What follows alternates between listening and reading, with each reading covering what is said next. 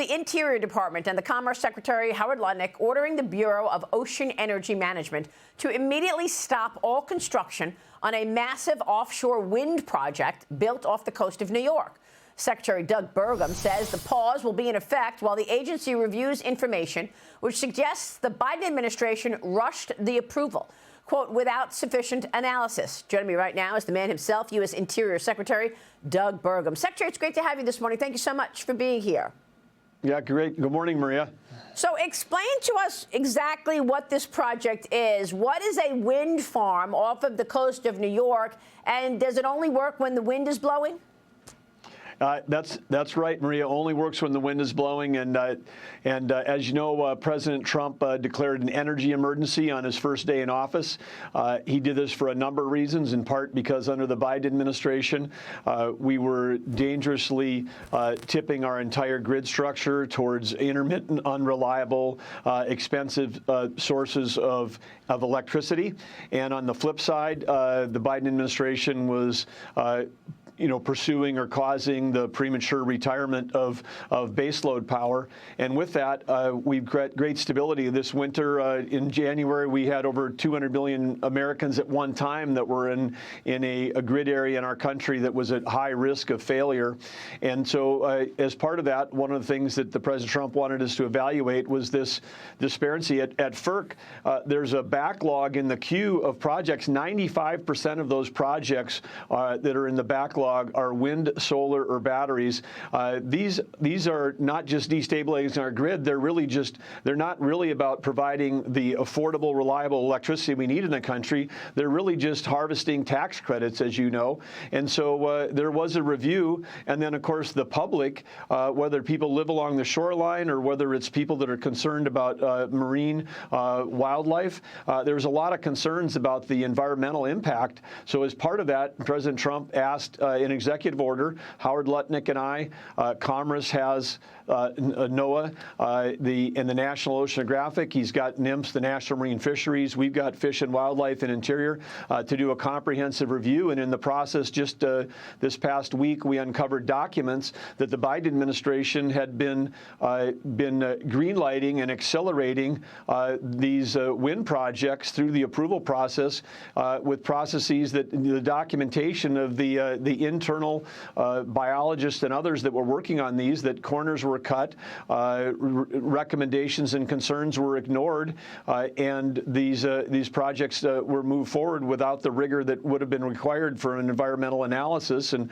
a lot of people have got concerns about even the 100+ whales that have died off the East Coast because of the work. And when these go in, they're incredibly disruptive.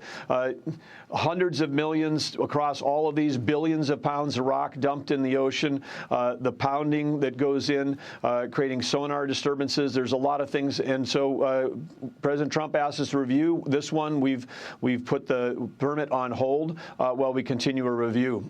Well, I mean, yeah, I was going to ask you about the whales because one of my guests recently told me that project underwater is so huge. It's like the size of a huge high-rise building underneath, the ocean, and they're so large, they make so much noise that it throws the whales off course. Is that what happened when we saw so many whales on shore?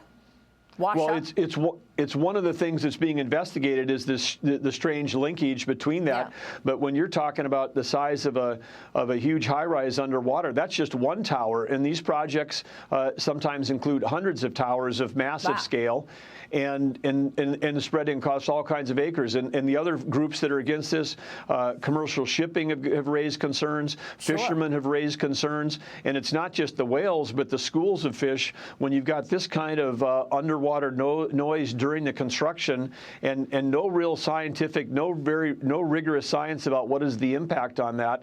And then, of course, we should just go back to the core thing. I mean, what we want to have for every American, affordable, reliable, and clean electricity. And offshore wind estimated to cost 3 times as much as onshore wind. And the reason why people are looking offshore is because these wind farms take up so much acreage. We built a lot of wind farms in North Dakota, and the reason why they're there is because in the places where we need the load, like in the northeast part of the country, where you've got high population, people won't put up with permitting something that takes 8,000 acres. They wanted the wind in extreme rural areas. Well, then we have to spend hundreds of billions of dollars as a nation building transmission. When here we are in New York, 150 miles away from New York City in northeastern Pennsylvania, you've got the Marcellus, you got these shale fields. New York could have the lowest cost, highest reliable, cleanest power of any major metro in the world, but instead, they're fighting for wind farms that are super expensive and intermittent, and then they're fighting against having reliable, affordable, clean electricity coming from Pennsylvania natural gas. Again, economic security is national security. These are national security issues once again. And Mr. Secretary, you were just in New Mexico announcing that the Army will take control of nearly 110,000 acres of federal land along the border to help increase security and protect the environment and agriculture.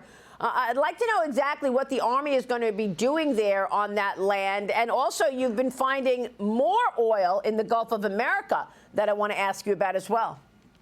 Well, to start with the border, I mean, what a connection between two incredible presidents. Theodore Roosevelt in 1907 had the vision and the foresight when the border was being, clearly established between New Mexico, Arizona, California, running across the southern border, not including Texas, because Texas was its own country first for 10 years before they became a state.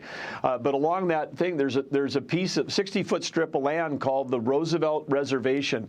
That 60-foot strip in the 1907 initial commissioning of that said, hey, if there's a point in the future, if we got to stop smuggling, was a word that they were used that time, we should allow the federal government to control this. So we're transferring the Roosevelt Reservation to the DOD. If someone now steps across the border onto that strip controlled by the Department of Defense, they're basically trespassing on a defense installation. And with that, that allows our military that are at the southwestern border that they can detain someone until the Border Patrol, who has arrest authority, can arrive. So it allows for greater coordination and a stronger legal foundation between the great work that's going on between our Border Patrol and the DOD. And I got to tell you, down there, the morale of people working in the Border Patrol, I had folks, career dedicated leaders down there that said that this is the most supported they'd felt in their entire career, decades of time working for the Border Patrol.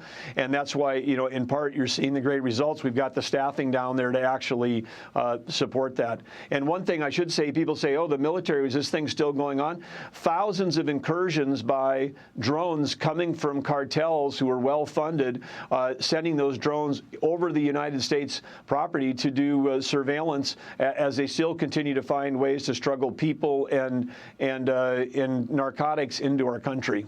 Yeah. And in terms of the Gulf of America, the department announced an additional 1 billion barrels of oil for the Gulf of America, bringing the total amount in the reserves to more than 7 billion. Tell us about that. Well, of course, this is fantastic. As we say, we talk about the balance sheet of America. We're trying to really figure out just how large it is.